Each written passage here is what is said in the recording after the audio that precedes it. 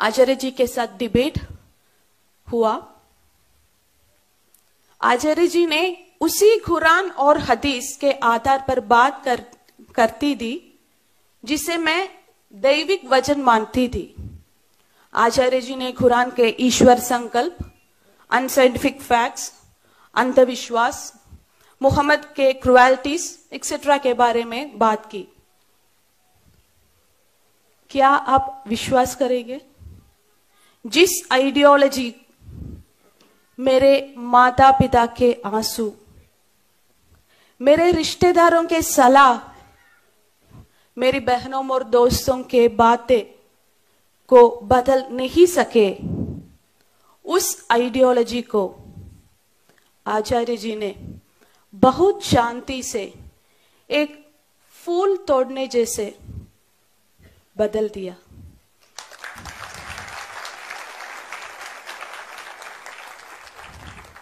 जिस विचारधारा को मैं पिछले 6.5 साल सच मानती थी, उसे आचार्य जी ने सिर्फ और सिर्फ 3.5 घंटों से गलत साबित किए।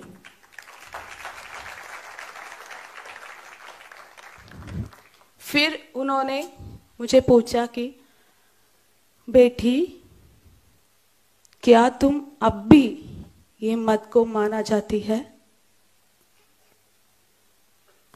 मैं आचार्य जी के सामने हाथ जोड़े और नम आंखों से कहे, मुझे इस्लाम नहीं चाहिए।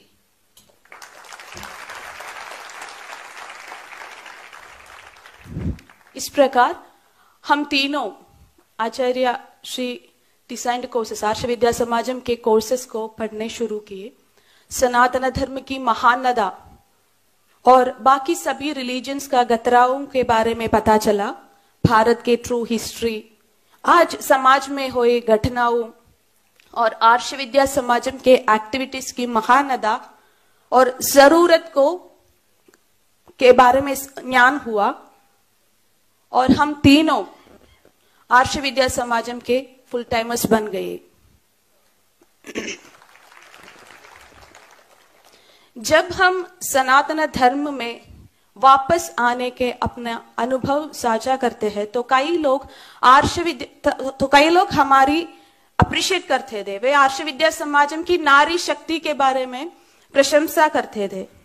लेकिन एक बात याद रखिए, शिव के बिना कोई शक्ति नहीं है।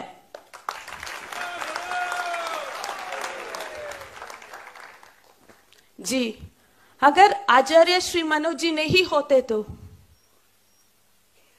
हम में से कोई भी आज आपके सामने बोल नहीं रहा होता।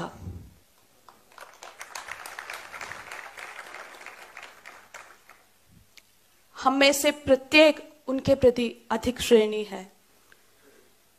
इसको चुकाया नहीं जा सकता, भले ही हम अपना जीवन उनके चरणों में समर्पित क्यों ना कर दे।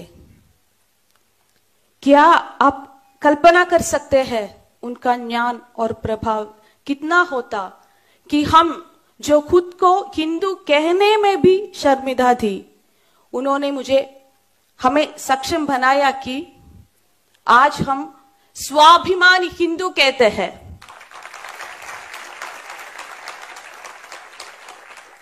सनातन धर्म को पूरी तरह से नष्ट करने पर आमादा थे।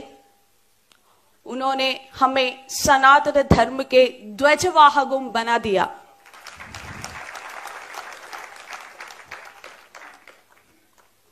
हम अपने जीवन का अंतिम सांस तक आचार्य जी और उनके मिशन के साथ रहेंगे।